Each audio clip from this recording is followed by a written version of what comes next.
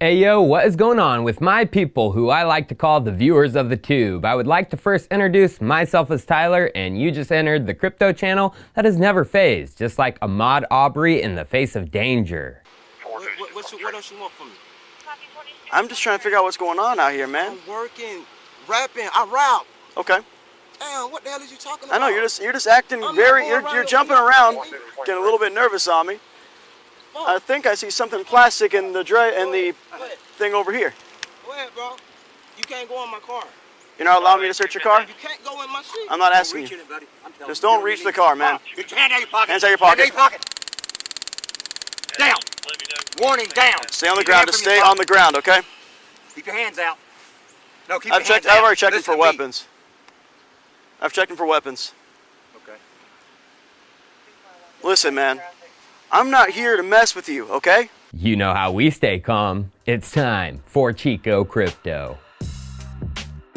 Well, my friends, if you're not preparing for the next few years ahead of us, then what in the world are you doing? It's not a question of if this world is going to change anymore, it's a question of how it will change. And the elite of America, they know this, and they fully understand that things could get pretty damn scary for them if a full-on collapse of the traditional financial system takes place. So you know what the elite have been doing for the past months and actually years? Preparing for the worst. And that is why they have been carving out their section in the underworld of America, a new home for the rich to ride out an extended crisis, survive, and still come out on top once the dust settles. They call these things the Billionaire Bunkers. So when times get tough for the elite, they are much different than you and me. They don't need to go to Costco to ravage shelves. They don't need to buy beans, rice, and noodles. Most already are prepared to jet to luxury underground bunkers, some outfitted to feel like mansions, multi-level, beautiful outdoor but indoor sceneries,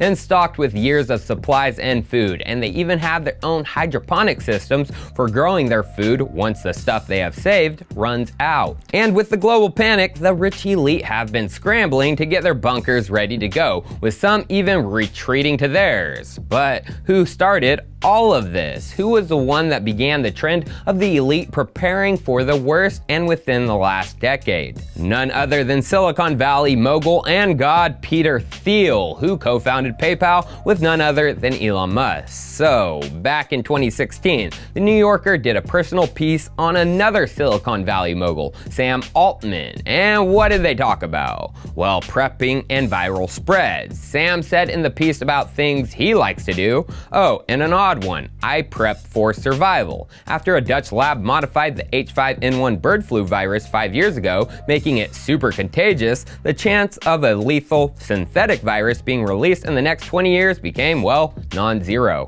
Yeah, that interview was in 2016, you guys. But he continued, I try not to think about it too much, but I have guns, gold, potassium iodide, antibiotics, batteries, water, gas masks from the Israel Defense Force, and a big patch of land in Big Sur I can fly to.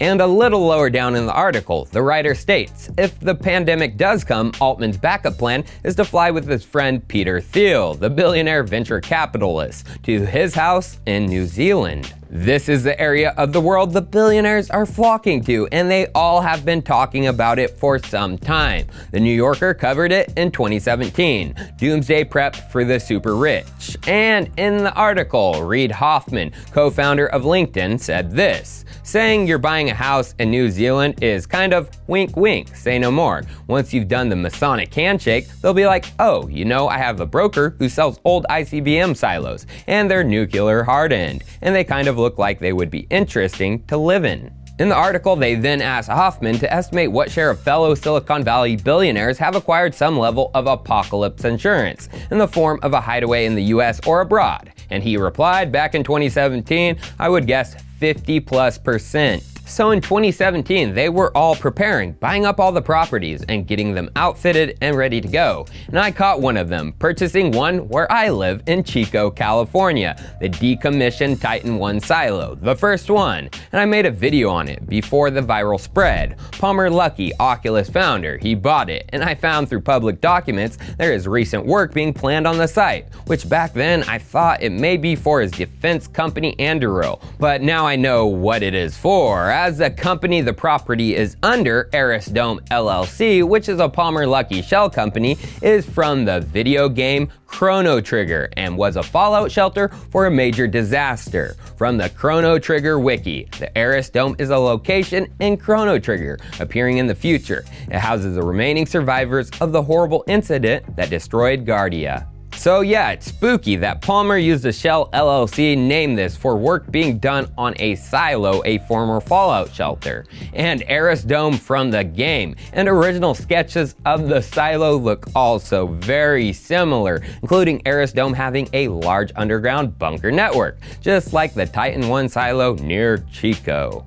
Although the beauty of this panic between all the billionaires is it crosses party lines and doesn't discriminate based on views. Palmer Luckey, Peter Thiel, they are both avid Trumpster supporters. 2017, Palmer Luckey got booted from Facebook for his support of Trump. Wall Street Journal covered it. Why did Facebook fire a top executive? Hint, had something to do with Trump. Peter Thiel, he donated $1.25 million in 2016 and then made a large midterm splash with another $250K in 2018. What about Reid Hoffman and Sam Altman? Well, they're avid Trump haters. Reid has made a satire card game called Trump Cards, the world's biggest deck, and it's a card game for people with big hands. Reid is also an avid donator to the Democrats and even funded the data company Alloy with the goal of crushing the GOP in 2020. Altman, he publicly endorsed Hillary in 2016 and explained how much of a threat Donald was to this country, and even publicly protesting in San Francisco against a Trump Muslim ban. So it's not based on political views of Democrat versus Republican, it goes deeper.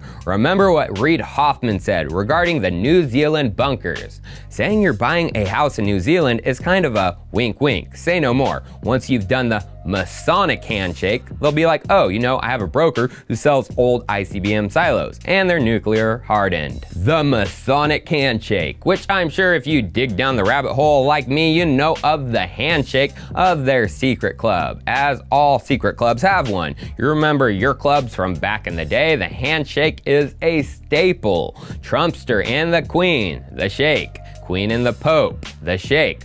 Bush and Bono, the shake. Einstein and Judge Philip Foreman, shake. And shake, shake, shake, shake. I could make a whole entire video on this, the elite and their secret clubs, which weirdly go right back to occultism, something I've been researching and trying to figure out why. But the clubs, the Freemasons, the Illuminati, whatever you want to call it, they don't care about politics. They like to play and act on screen like they do. But there are two things that rule their worldviews: money and power, and thus control of the likes of you and I. Yesterday, I did a video about the USD death spiral, of which the elite are freaking scared of right now because all of their wealth is backed in assets, which are backed by paper dollar credit nothingness. Only the belief of value is there anymore, which is even less than Bitcoin. And if the liquidity crunch comes and asset prices fall into obliteration, you know what the elite are scared of? People like you and I. The people being battered and bruised during all of this are the numbers of the world. I showed it yesterday, the numbers of inequality in America. Let's watch now. And this has created a sticky situation where the top 1% own 39% of the wealth in America, more than the combined wealth of the bottom 90%. If you need some numbers to imagine how insane this is, the population of the US is 328 million. 90% of that is 295 million people. 1% of 328 million is 3.28 million people. So the top 1% have 13% more wealth, aka a piece of the pie, than the other 295 million people. So when shit hits the fan, they're not scared of those in the top 10%, they are scared of the people of America, the bottom 90%, the large majority, which is exactly why they keep them fighting with the old red versus blue arguments. But we need to see what a creator of these bunkers is saying what the rich are doing today with the panic.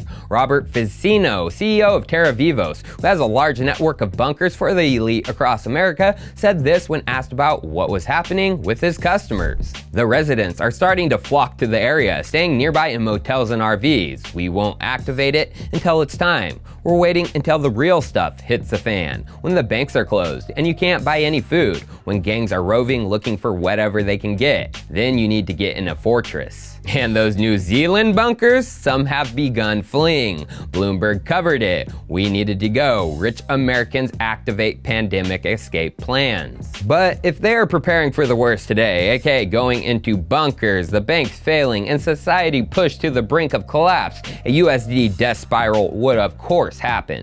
Thus, they have to be starting to secure their wealth in other things that will come out on top once the dust settles, right? Well, remember what Sam Altman said he was stocking up on in 2016. I have guns, gold, potassium iodide, antibiotics, batteries, water, gas masks. But the thing of value is gold, my friends. And what else is Sam looking at? Bitcoin, my friends. In December 2017, he tweeted this: "My new favorite thing about Bitcoin is that finally the wealth transfer arrow is going from boomers to millennials. Asterisk until it crashes." Which he was right about, but it showed he was avidly involved, which is confirmed in his blog. He wrote about the US digital currency. And we know Peter Thiel. He has been an avid supporter of Bitcoin and crypto for a long time. And just in October of last year, Forbes covered that the investor was doubling down on BTC. Reid Hoffman, he created a freaking rap video in September of 2019 about centralized and decentralized currencies, putting Alexander Hamilton against Satoshi Nakamoto. Yeah, he supports crypto. And Palmer, I have covered before his long-going support, but the last tweet he said was this: "Oh no, Bitcoin has crashed to where it was at the start of December. That is only double what it was a month before, and only 10x what it was a year ago." Proving that yes, he is a holder. And the beauty of these alternative assets, Bitcoin and gold, is the charts. They all have the mid-March crash, but gold has surged past the pre-crash levels.